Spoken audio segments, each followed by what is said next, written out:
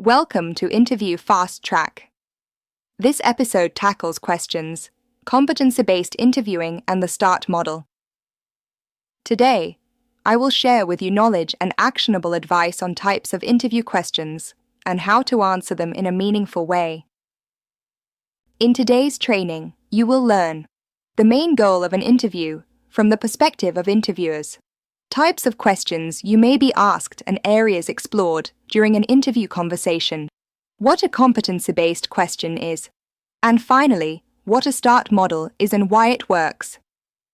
Before we delve into questions, we need to consider the bigger picture, the primary objective of an interview for the hiring team.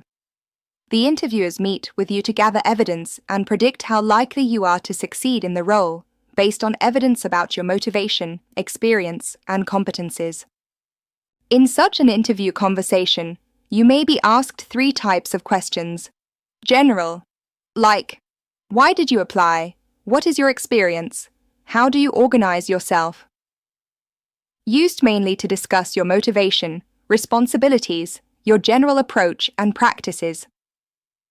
Competency-based or behavioral questions, like, tell me about a time when can you please share an example of a situation when? They are used to explore competencies, and situational or hypothetical questions, like, what would you do if, imagine that? Their aim is to put your experience in a different setting if a competency-based answer is not sufficient. All these questions serve the purpose of gathering evidence that you are likely to be successful in the role. Let's focus on competency-based questions, as they bring the biggest challenge for candidates.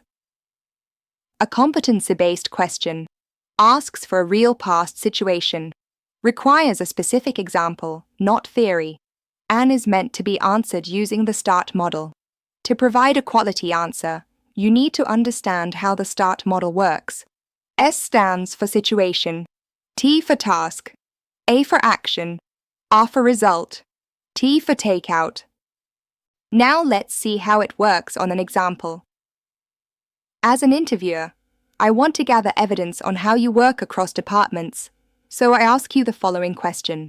Can you tell me about a time when you cooperated across functions to deliver a project? Here is an example of an answer following the START model. In my previous role, our team was responsible for launching a new internal hiring process, but its success depended on close cooperation between talent attraction, HR operations, and IT, each with different priorities and timelines. My task was to coordinate the work across these functions to ensure the process was designed, approved, and launched within 6 weeks, without disrupting ongoing recruitment. I started by aligning all stakeholders in a kick-off meeting to clarify goals, roles, and dependencies.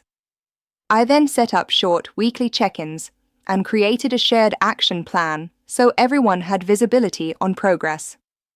When conflicts appeared, especially between IT capacity and HR deadlines, I facilitated focused discussions to agree on trade-offs and adjusted the plan while keeping the final deadline intact. We launched the new process on time. It reduced manual work for recruiters and improved time to hire, and all involved teams adopted it without major resistance.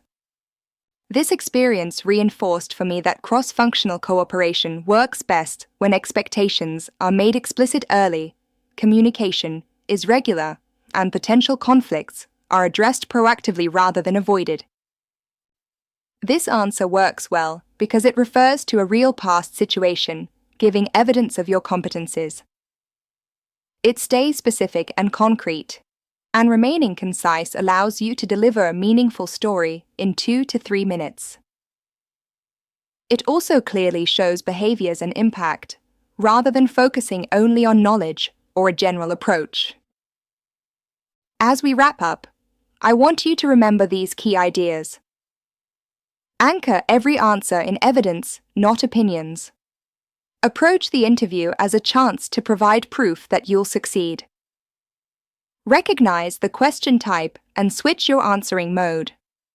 Train yourself to spot whether the question is general, competency-based, or situational, and respond accordingly. For competency-based questions, always tell one real story and structure it with start. Keep the story tight. Aim for 2 to 3 minutes and focus on your role and impact. When you leave out details that don't add value, you'll see it's feasible. Work towards the aim.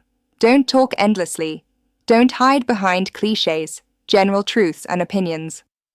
Stick to facts. It will help you excel. Thank you for upskilling with me. For more knowledge and interview know-how, follow Interview Fast Track on social media.